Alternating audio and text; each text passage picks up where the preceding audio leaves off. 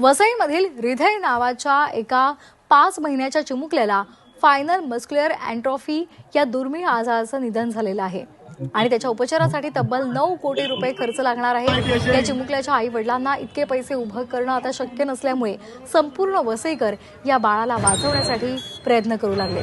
वसईच्या नवघर माणिकपूर इथे चिमुकल्यासाठी मदत फेरीचं आयोजन करण्यात आलंय।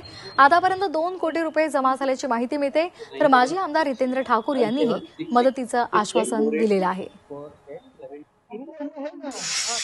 नवघर माणिकपूरच्या माजी नगराध्यक्ष शाळेमध्ये ज्या शिक्षिका होत्या राजेश्वरी राव मॅडम यांच्या नातवाला हृदय अविनाश बोलियार या 6 महिन्याच्या मुलाला स्पायनल मस्क्युलर ॲट्रोफी SMA हा जगातील दुर्धर असा आजार झालेला असून त्याच्या ट्रीटमेंट करता साधारणतः 16 करोड, परंतु टॅक्स वगैरे सोडल्यावर 9 करोड एवढा इंजेक्शनचा खर्च आहे। हातभार लावून हृदयाच्या या ट्रीटमेंटमध्ये सहभागी व्हा।